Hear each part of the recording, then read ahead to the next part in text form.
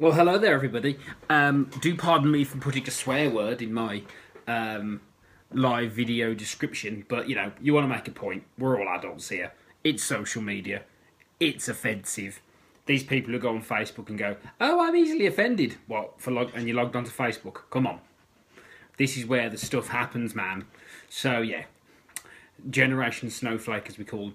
So so what I'm going to talk about is obviously something that's quite important, really, that struck a chord with me was a TV program that was on last week called Mind Over Marathon.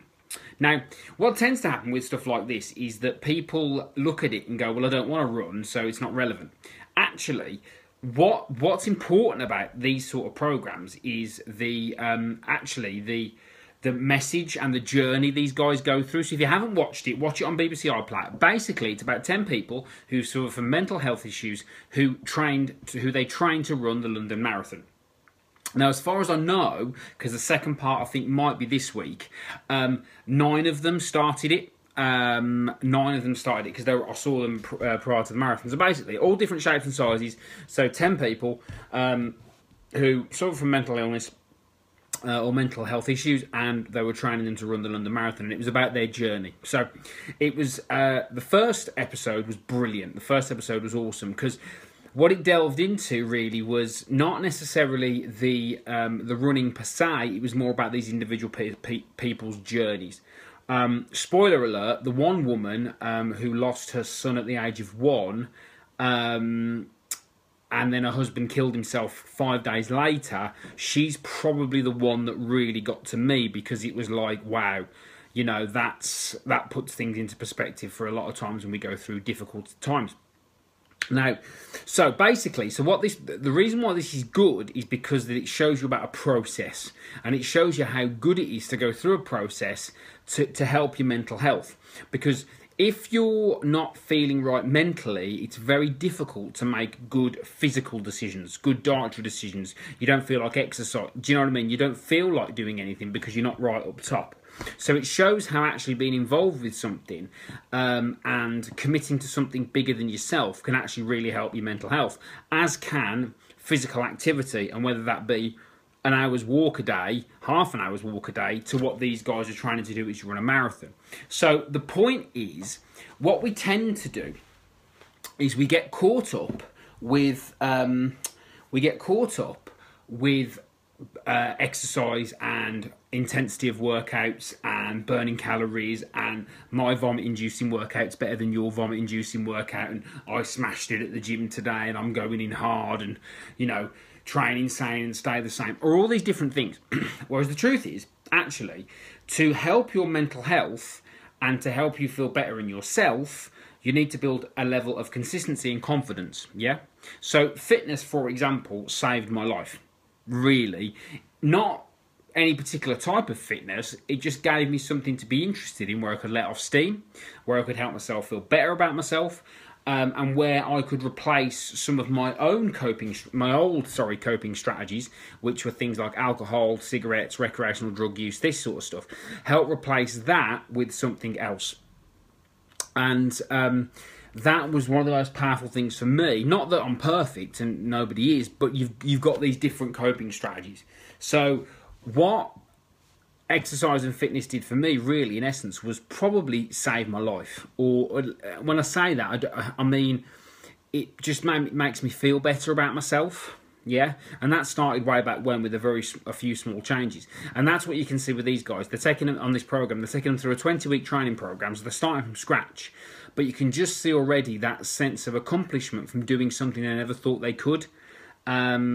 And it's really, really powerful, and it just puts into context some of the excuses that we make as human beings, some of the nonsense that we tell ourselves about why we can't do things, and actually, to be fair, guys, why we get this fitness thing wrong, because everybody goes in thinking it's got to be some intense, hardcore pasting, whereas really, it's just a tool to help you let off steam initially and help you feel better about yourself, and perhaps help you aim for something bigger than you.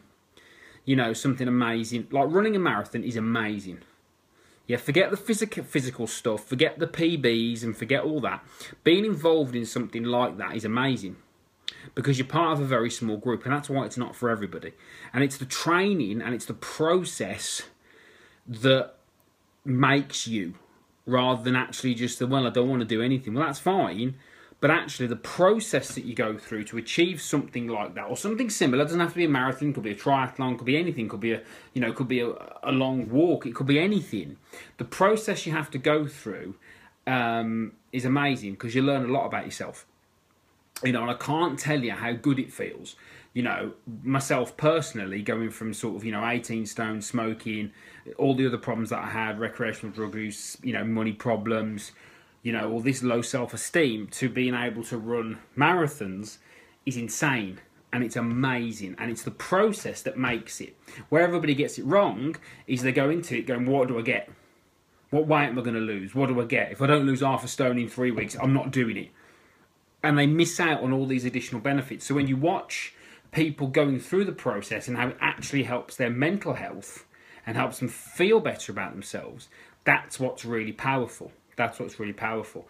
And for me, you know, I'm talking to a lot of people, you know, we live in a capitalist country, we live in a civilized society. We've got a lot of options and choices. So when you see somebody that's really going through something and they're still doing it, it always puts me into perspective, hence why I called it mind over bullshit. Because the stories people tell themselves onto why they can't do something, why they're different, why they're unique, is amazing. And someone will come along and just humble you and go, really? I mean, I've had people that have not wanted to come to boot camp because they didn't want to get their hands wet on the grass. I mean, really? You know, 2 million years of evolution, and we don't want to get our hands wet on the grass. Yet we're going to piss and moan about how fat we are. Do you know what I mean? So, yeah, it's not about, you know, shouting at people for making excuses. Anyone can do what they want. But if you want to feel, but if you feel like shit and you don't like yourself very much, then there's nothing like a good process where you've got to learn and you've got to grow and you've got to stretch yourself to make you feel better. Not for everybody. Most people want to sedate. They want to sedate with food. They want to sedate with alcohol, cigarettes, drugs, TV, whatever. They want to just sedate themselves.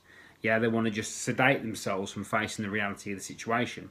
Whereas this sort of stuff is great because it teaches you a lot about yourself and what you're actually capable of and how you don't need to sedate all the time.